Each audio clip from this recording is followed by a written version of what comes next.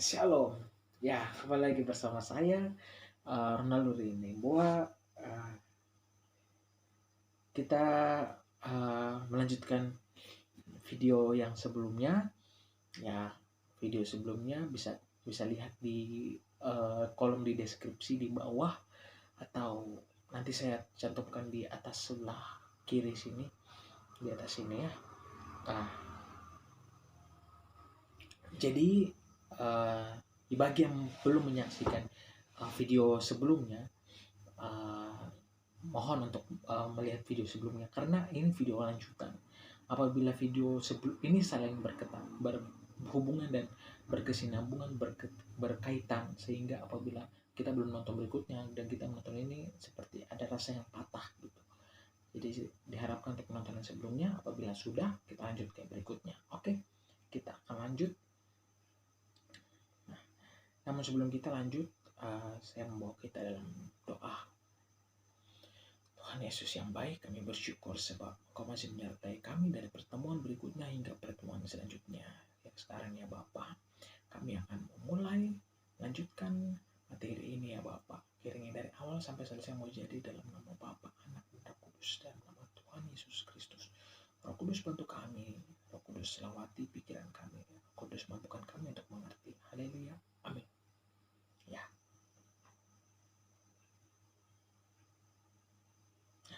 kita akan langsung mulai. Kita akan lanjut ke jika di pembahasan sebelumnya kita kita membahas tentang manusia yang penuh dengan dosa, sehingga manusia tidak pernah merasa berkecukupan, manusia tidak pernah merasa berkelegahan, tidak pernah hidupnya merasa bahagia, selalu berkekurangan, selalu hampa, selalu ambisinya tidak pernah terbatas, selalu merasa tidak cukup. Nah, kita akan lanjut ke hukum rohani yang ketiga. Nah, di sini dituliskan bahwa hukum yang ketiga memberikan kita jalan keluar dari kesulitan ini. Aha, tara, tining, seperti ada lampu yang menyala. Nah, di sini ada yang kita sebut dengan solusi, atau bisa kita sebut dengan resolusi. Nah, di sini dari pembahasan, apabila kita sudah mengikuti pembahasan dari sebelum-sebelumnya, pasti teman-teman atau saudara-saudari sudah nyambung, karena dari pembahasan sebelumnya itu membahas bagaimana Allah mengasihi kita, terus bagaimana manusia itu jatuh dalam dosa sehingga tidak pernah hidupnya merasa bahagia, berkelimpahan, selalu merasa kekurangan. Tapi sekarang ada solusi. Nah, solusi yang ditawarkan dari Tuhan. Nah, kita lanjut ke hukum yang ketiga yang merupakan solusi ya. Ya, kita lanjut hukum yang ketiga. Yesus Kristus adalah satu-satunya jalan keselamatan yang telah ditentukan oleh Tuhan Allah untuk keampunan dosa manusia. Melalui Dia, saudara dapat mengetahui dan mengalami kasih dan rencana Allah bagi saudara. Nah, seperti yang saya katakan, ini adalah solusi ya. Jadi dengan adanya Yesus Kristus sebagai Tuhan dan Juru Selamat kita, yang sebagai yang datang untuk keampunan dosa kita manusia, ya. Dengan demikian kita dapat mengetahui dan mengalami, bukan cuma mengetahui, bukan cuma kita tahu, tapi kita mengalami, yang artinya kita merasakan, kita mempraktekkan kasih dan rencana Allah bagi hidup kita. Kita tahu rencana Allah itu apa dalam kehidupan kita. Kita tahu kasih Allah nyata dalam kehidupan kita, dan kita merasakannya dan kita mengalaminya. Nah, dalam Roma pasal 5 ayat 8 berbunyi demikian. Akan tetapi Allah menunjukkan kasih-Nya kepada kita oleh karena Kristus telah mati untuk kita ketika kita masih berdosa. Nah, Akan tetapi Allah menunjukkan kasih-Nya kepada kita. Nah, oleh karena Kristus telah mati untuk kita ketika kita masih berdosa. Nah, ketika kita masih berdosa, Allah menunjukkan kasih-Nya kepada kita melalui kematian Yesus Kristus ketika kita masih berdosa. Jadi apabila sekarang saya, saudara-saudari sekalian yang sedang menonton, kita masih merasa berdosa, kita masih hidup dalam dosa, Allah tetap menunjukkan kasih-Nya. Dia tidak pandang, oh si A, dia berdosa, saya tidak mau mengasihi dia lagi. Dia berdosa, dia sudah hancur. Tidak, Tuhan tidak memandang itu. Tuhan tidak memandang hancurmu, Tuhan tidak memandang dosa yang banyakmu, dosa yang pernah engkau lakukan, dosa yang pernah engkau buat. Tetapi Tuhan menunjukkan kasih-Nya kepada kita melalui kematian Yesus Kristus. Nah, jadi Kristus adalah Kristus sudah mati sebagai ganti diri kita. Jadi Kristus Yesus mati di kayu salib menggantikan kita. Kita yang seharusnya digantikan, kita yang seharusnya disalib, kita yang seharusnya dicambuk, kita yang seharusnya dihukum, kita yang seharusnya mendapat penyiksaan, mendapat cercaan, hinaan, tetapi Tuhan sudah menggantikan kita. Dia selayaknya sebagai domba yang tak bercacat celah, yang dikorbankan demi keampunan dosa kita. Wow, luar biasa sekali. Di sini dituliskan bahwa Kristus telah bangkit pula dari kematian. Nah, tadi kan dia sudah mati untuk kita, tapi tenang, karena dia telah bangkit.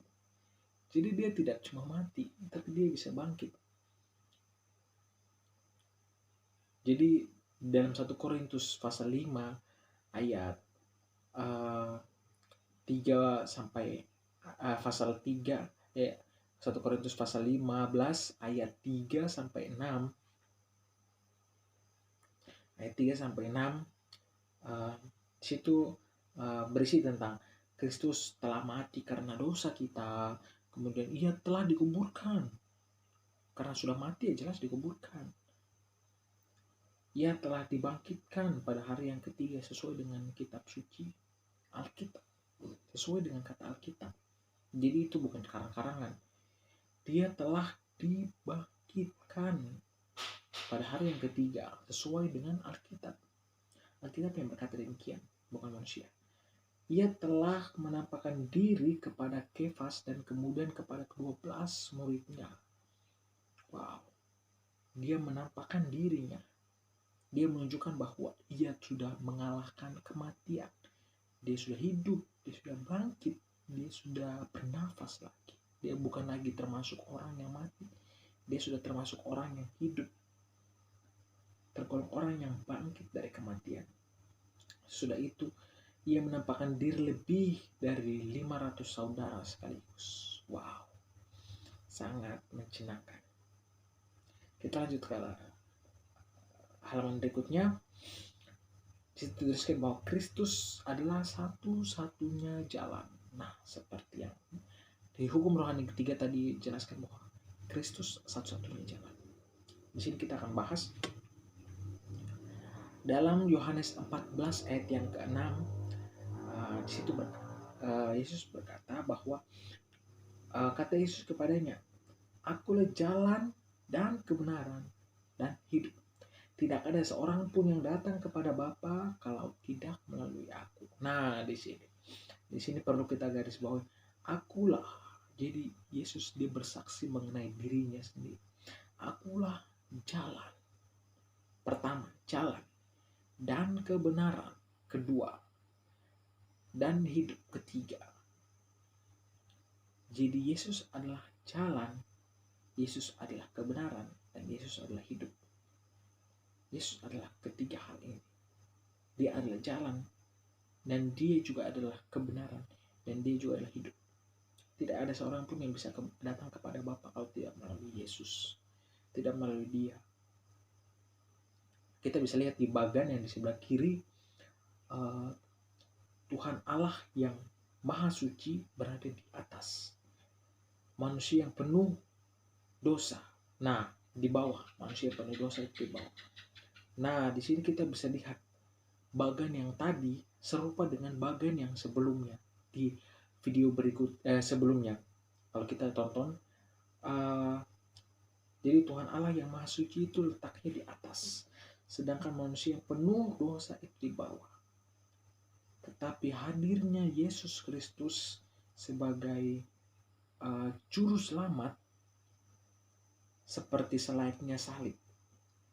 Dia menghubung, dia menjadi jembatan, dia menjadi penghubung, dia menjadi kalau di bahasa ekonomi biasanya dibilang distribusi. Jadi dari penghasil atau produser produksi atau produktor, orang-orang yang memproduksi untuk sampai ke orang yang mengkonsumsi, diperlukan orang yang mengantar, yang disebut dengan distribusi. Prosesnya distribusi, orang yang melakukan distribusi adalah distributor. Nah, jadi dari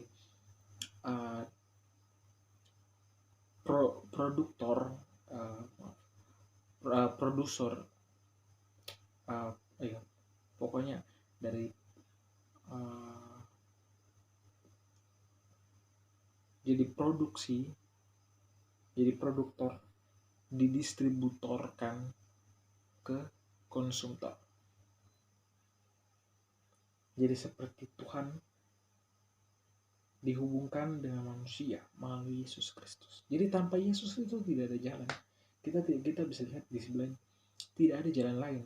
Tidak ada jalan melalui sebelah kiri, sebelah kanan, sebelah bagian atas, bagian bawah. Tidak ada. Satu-satunya jalan. Jadi tidak ada jalan lain. Hanya Yesus satu-satunya jalan. Nah, jadi di sini ada keterangannya bahwa Allah telah menjembatani jurang pemisah antara manusia dengan dirinya dengan mengirimkan anaknya Yesus Kristus untuk mati di kayu salib menggantikan kita. Wow, dahsyat sekali. Di sini ada keterangan, tidak cukup hanya mengetahui 3 hukum ini. Jadi 3 hukum ini masih belum lengkap. Nah, akan dilengkapi dengan hukum yang keempat. Hukum yang terakhir. Hukum yang keempat di sini yaitu kita harus menerima Yesus Kristus menjadi juru selamat dan Tuhan kita dengan mengundangnya secara pribadi. Dengan demikian kita dapat mengetahui dan mengalami kasih dan rencana Allah bagi kehidupan kita. Nah, di sini titik yang lebih terang lagi, lebih jelas. Di sini adalah kesimpulannya. Kita harus menerima Yesus Kristus menjadi juru selamat dan Tuhan kita. Kenapa? Kita harus percaya sama Dia. Karena di apa tadi dalam hukum yang ketiga dijelaskan bahwa Yesus adalah satu-satunya jalan dan kebenaran dan hidup. Tidak ada seorang pun yang dapat datang kepada Bapa kalau tidak melalui Yesus Kristus. Dia satu-satunya, only one. Hanya Dia satu-satunya yang dapat menjadi jembatan keselamatan kita, menjadi penghubung kita kepada Allah. Hanya Dia satu-satunya. Di sini dalam Yohanes 1 ayat 12 berkata bahwa kita harus menerima Yesus. Bunyinya, tetapi semua orang yang menerimanya diberinya kuasa supaya menjadi anak-anak Allah, yaitu mereka yang percaya dalam namanya. Wow, luar biasa. Setiap orang yang menerimanya, kita yang menerima Yesus Kristus sebagai Tuhan dan Juru Selamat, kita diberi kuasa. Kita diberi kuasa, kita diberi wewenang, kita diberi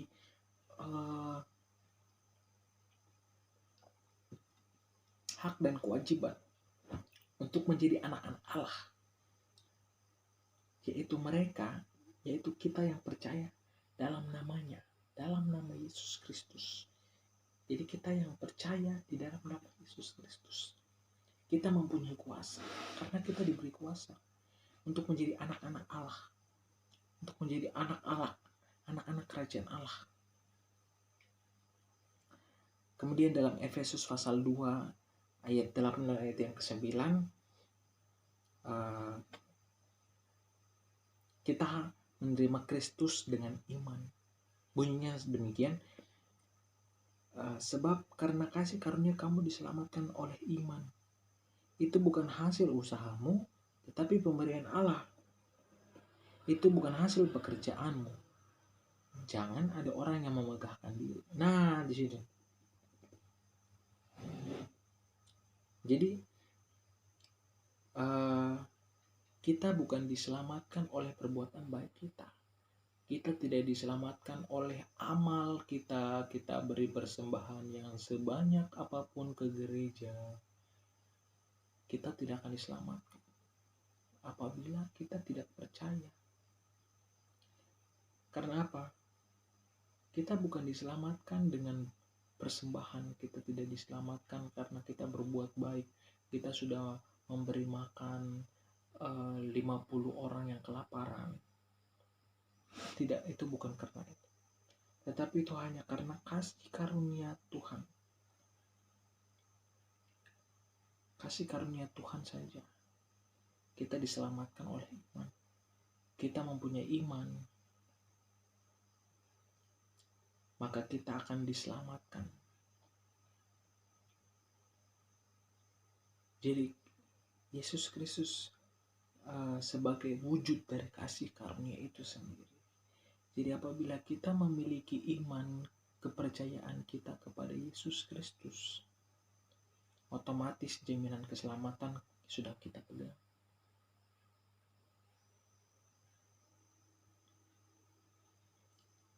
Nah, percaya kepada Yesus Kristus bukan hanya berkata, saya percaya kepada Yesus Kristus. Nah, tidak seperti itu. Orang yang berkata saya percaya kepada Yesus Kristus harus mempertanggungjawabkan perkataannya. Harus memperlakukan dirinya selayaknya orang yang percaya kepada Yesus Kristus. Dengan menaati perintah-perintahnya. Perintahnya untuk mengasihi Allah dengan segenap hati, segenap jiwa, segenap akal budi.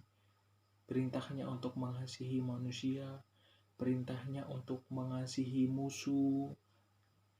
Perintahnya untuk mengampuni, perintahnya untuk memberitakan Injil. Banyak perintah Tuhan, sebenarnya banyak. Tetapi perintah yang utama adalah kasihilah Tuhan Allahmu dengan segenap hatimu, dengan segenap jiwamu, dengan segenap akal budi.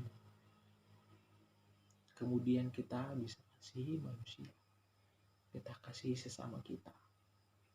Nah, satu pertentangan yang saya mau tekankan bahwa dosa terjadi apabila kita hanya mengasihi diri kita sendiri. Itu dia. Hanya mengasihi diri.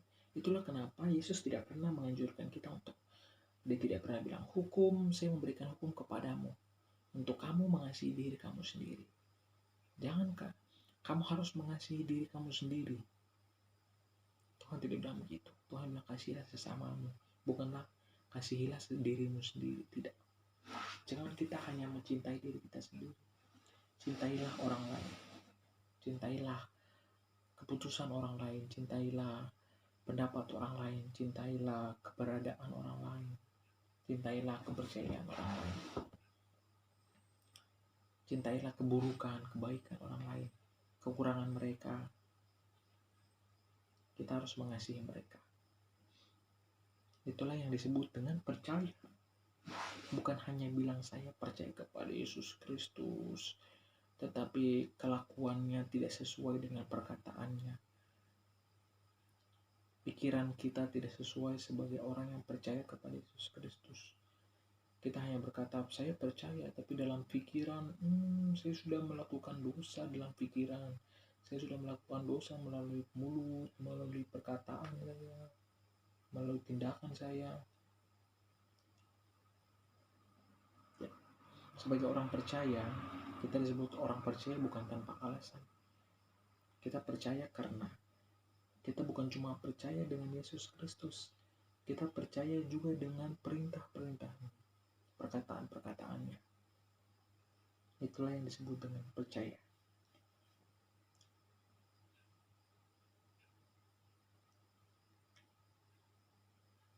Nah, kita akan lanjut ke pembahasan berikutnya.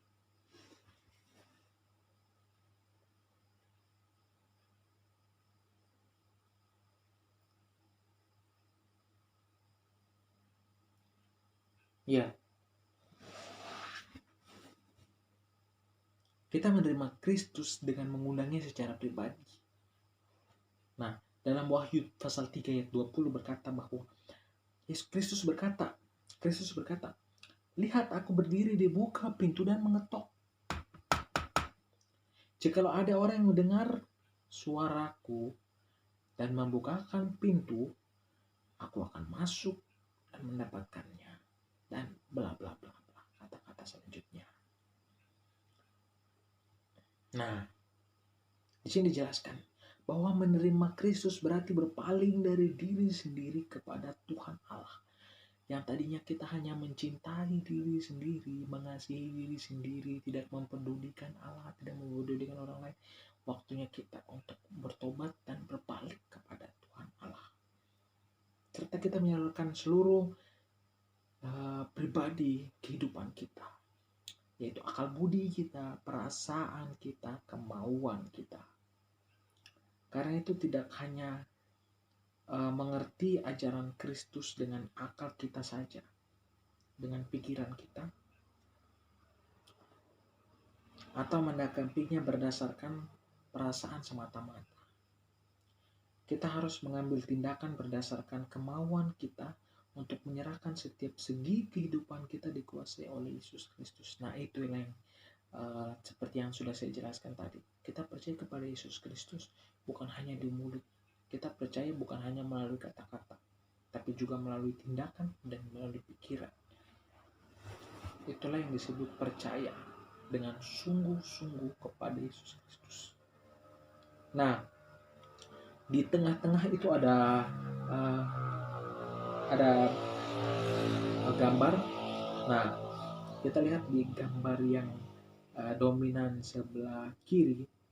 Nah, di situ ada penjelasannya. Nah, A atau si aku atau si diri sendiri bertakhta dalam hidup, sedangkan salib, logo salib yaitu Kristus di luar kehidupan.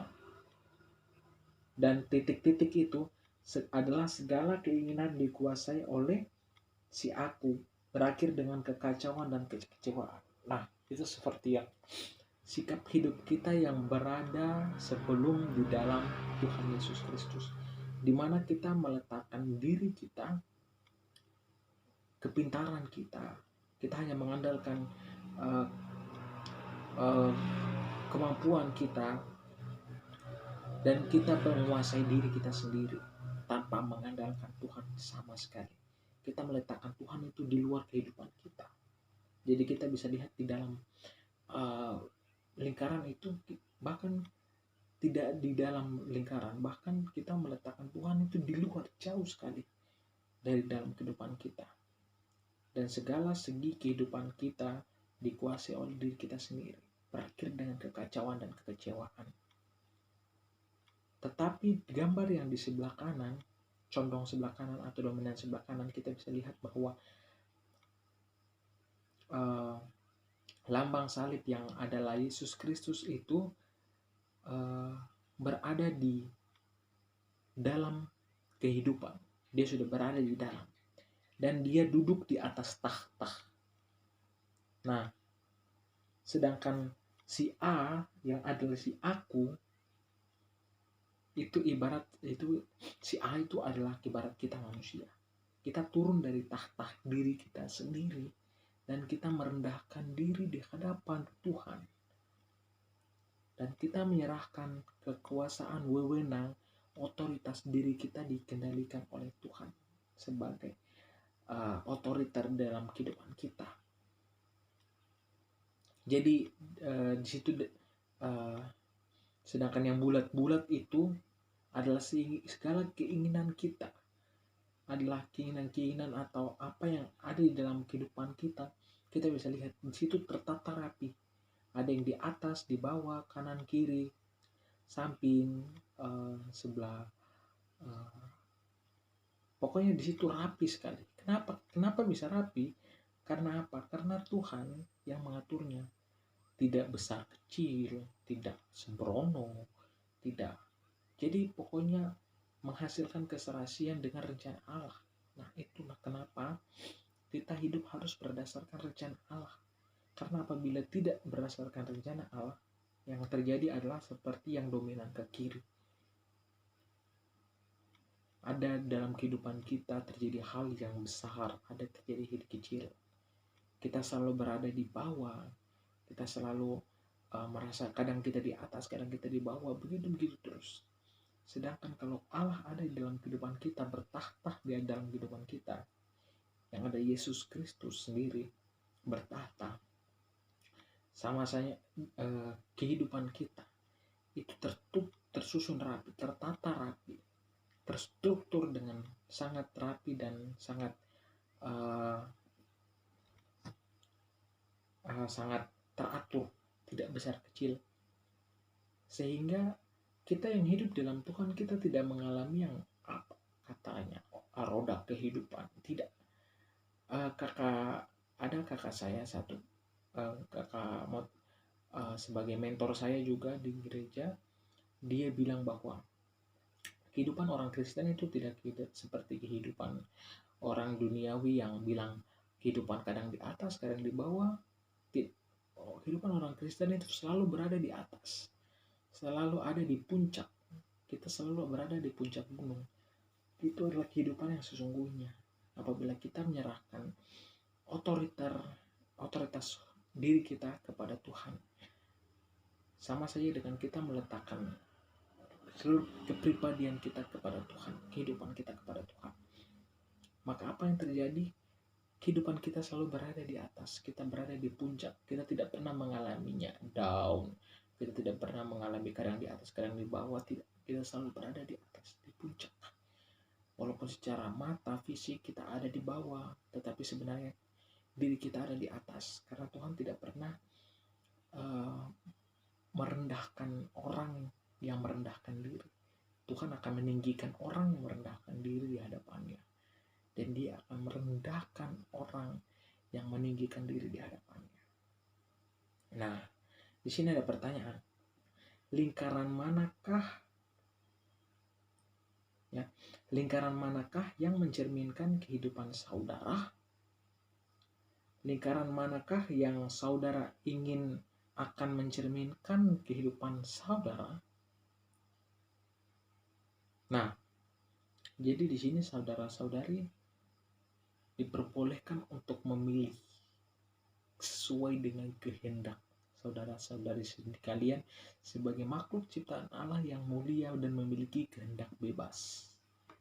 Nah, kita bisa memilih apakah kita mau bertahta di dalam kehidupan kita yang akan menghasilkan kehidupan kita yang amburadul sembarangan, yang penuh dengan kekacauan yang berujung dengan kekecewaan. Ataukah kita mau beralih kepada Tuhan yang menguasai otoritas diri kita sebagai pemegang kepribadian kita, sebagai otoriter kita, dan menghasilkan kasih, menghasilkan seturut dengan rencana Tuhan. Maka kehidupan yang terjadi adalah seperti yang gambar yang dominan ke kanan, tersusun rapi dan terstruktur rapi. Tidak ada yang besar kecil, kita selalu berada di atas. Nah, itu adalah pilihan saya dan saudara. Apakah kita mau memilih untuk hidup berdasarkan otoritas diri kita sendiri atau hidup berdasarkan otoritas Tuhan? Nah,